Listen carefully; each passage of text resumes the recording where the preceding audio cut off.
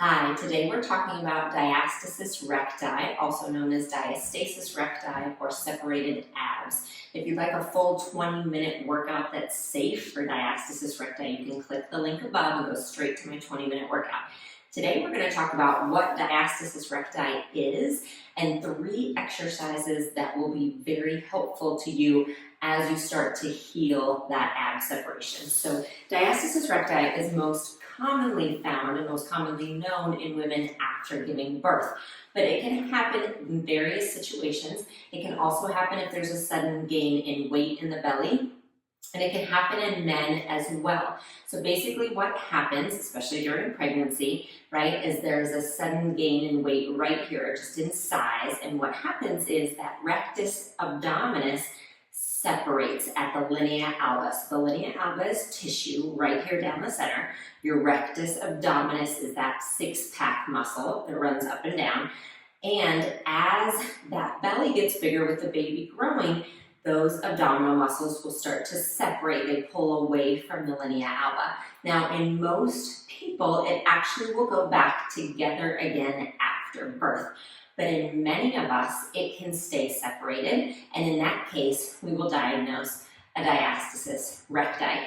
Typically, you'll want to have it tested. You can test yourself as well, and there's a very specific way, and I'll show you how to do that.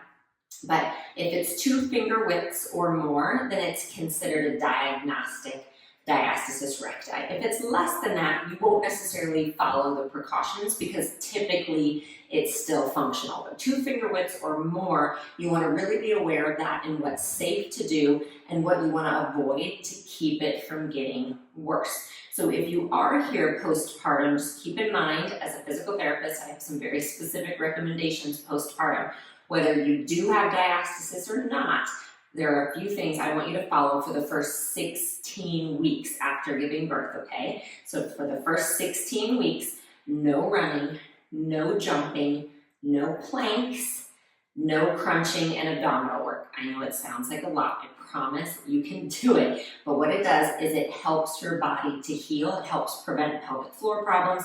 It helps prevent more separation, and it helps your body to heal, okay? So keep those things in mind. So with diastasis, like I said, many people, it can go back together on its own. Sometimes it needs a little bit of help from us. I always recommend seeing a physical therapist if you're having problems with it, especially if you're experiencing back pain, if you're experiencing some incontinence, because all of that can start to happen. As the abs stay separated, what happens is we lose some of that control through our abdominal canister. The pelvic floor doesn't necessarily work correctly. We can lose a connection with our breath, with all of this space. We can lose posture, so we can start to get some back pain and those kind of things that we want to avoid if we can. So let me talk you through a few exercises that can help you heal your diastasis recti. All right, so there's 3 specific ones, and they might not necessarily be what you're thinking of. First is actually breathing. So believe it or not, there's very clear connection through research on the importance of being able to breathe and healing ourselves, both pelvic floor and in the abdominal area. And also we know, especially after giving birth, we have some issues up here in our ribs, because what happens during pregnancy is our rib angle actually increases and we lose some lung capacity. So we really do kind of forget how to breathe correctly. So your first goal when you do have that diastasis diagnosed is to learn how to breathe. So what I want you to do is sit comfortably, and I want you to think about just gently pulling that belly button in toward your spine and maybe gently pulling up on that pelvic floor so that you just have a nice tall posture.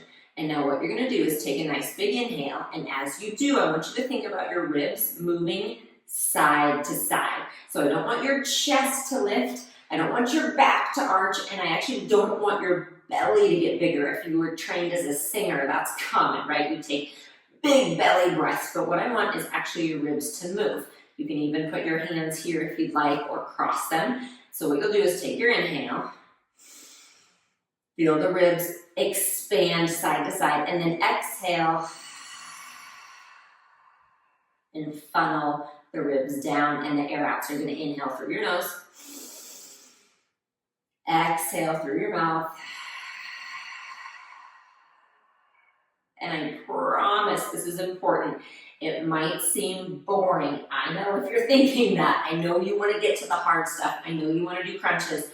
Please don't get there yet, okay? We need to heal that diastasis first. If you try to go straight to crunching right now or planks, if you make yourself work that rectus abdominis when it's separated, you're gonna make your diastasis worse. You're gonna cause it to separate more, okay? Because what it's doing is it's trying to work for you, but there's nothing for it to grab onto, so it's just gonna pull apart more and more and more. So you've got to help it heal first, okay? So your first goal is that breath, that nice long inhale, nice big exhale,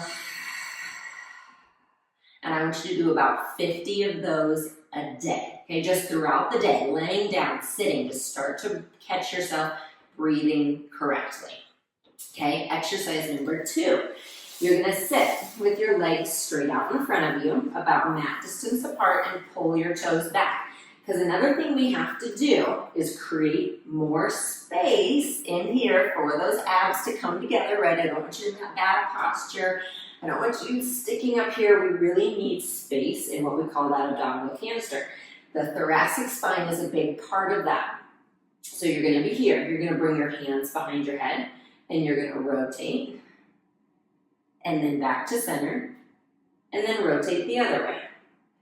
And so I'm keeping this to my upper spine to make sure that it's moving correctly. This is actually a part of that breathing component as well.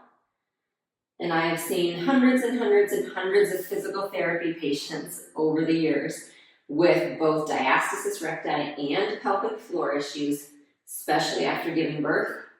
And these are 2 exercises commonly missed that are extremely important, okay? So these, I would do about 20 a day. So you can just kind of knock these out once a day, being very aware, again, of sitting up nice and tall, and just a gentle rotation, okay? Nice job. Last exercise, what you're gonna need is a sheet, like a flat sheet. You could use a blanket. You can use anything that's long. Okay? A hand towel's not gonna cut it. Maybe a really long beach towel. But this is what I have. So I have a flat sheet that I folded. And what I want is I want it to be the length about of you. From your hip bones up, like just about to your ribs. Okay, so it's maybe like 2/3 of the length of your torso. That just tells you about how wide you want it once you've folded it, all right? So again, blanket works great, a towel, if it's really long will work, but you're gonna see what we're gonna do with it. Okay, another thing while I'm getting there with diastasis, make sure you're not rolling onto your back or rolling up. When you come up, you're gonna, again, it's like a crunch, you're gonna make it worse. So you always want to come to your side to lay down, and same when you come up, roll to your side, push yourself up, especially getting up out of bed. If you have a newborn, I know that's hard in the middle of the night, but make yourself do it. You're gonna help yourself heal, okay? So I'm gonna lay down, and this swaddle is what we're kind of creating here, a binder almost. I'm gonna have it in that spot I showed you, so it's just about from my hips up to my ribs. And then what I'm gonna do is cross it so that I'm holding the left side in my right hand and the right side in my left hand. And you can see now why it has to be long. All right, so what we're doing is we're gonna use this swaddle to help actually pull the 2 sides of the abdominal muscles together while I do a crunch. So I'm allowing you to do a crunch, but only because you are using this to pull the muscles together while you do it. If you don't use this, they're gonna pull apart more, okay? So I'm gonna pull it, and I'm actually pulling it fairly tight. I mean, I don't want it uncomfortable, but I'm using my arm muscles here. So I'm gonna pull it together. I'm gonna take an inhale. And I'm gonna exhale, tuck my chin, pull my belly button in, pull this together, pull, pull, pull, pull. Just come up to your shoulder blades, and then keep it pulled as you lower back down, and that's when you're allowed to rest, okay? So inhale. And if it doesn't feel that it's catching the muscles right, move it around. Like mine, I think, was up to my ribs a little too much. So when I pulled it, it was just hitting my ribs. I needed to really hit those muscles. So I moved it down a little bit. Inhale. Exhale, belly button to spine. Tuck your chin. Good big exhale. Pull, pull, pull the towel or the sheet together. And then slowly lower back down, keeping it pulled. Okay, so that you can do about 20 of those as well. And that can be your homework to help you heal your diastasis. Keeping in mind as well, you're going to avoid just sitting up. You're not allowed to sit up in bed that way. You want to roll to your side and come up. You want to keep your breathing, and please avoid regular crunches, planks, running and jumping right now. You can get to those, I promise. But right now, let's get that healed first. All right, final thing I'll show you after all of that is how you can test your own to see how you're doing. First thing, do not ever test this when you're pregnant. You won't be able to tell, and again, you're going to make it worse. So you don't test it when you're pregnant. You test after you give birth. All right, so what I'm going to do is I need to be able to get to my belly. So you're going to find a spot above your belly button. So that's where I'm going here. I'm going to use my pointer and my middle finger. I'm pointing them down and at an angle. So don't come straight down this way. Come down at an angle. I'm going to go an inch above my belly button, right in the middle. Okay? I'm going to take an inhale. And then I'm going to exhale and only lift my head. So my shoulder blades don't come off. I'm just lifting my head. And you can stay there for a moment and see if there is a valley in between the two sides of your abdominal muscles. And then lower back down. And then what I do is sometimes I'll go up an inch and just compare it. Okay, so just my head lifts. And for me, that's closer. Lower back down. Then you can go closer to your belly button. Same thing. And then go below your belly button and test. Okay, our most vulnerable spot is around our belly button. So test about an inch below and an inch above at least. Okay, so for me, I've had 2 babies. Many of you know I've had a lot of prolapse and pelvic floor issues. I didn't have, luckily, very severe diastasis issues. But now I'm 2 years after having my second child. And definitely my abs feel different than they did before my babies.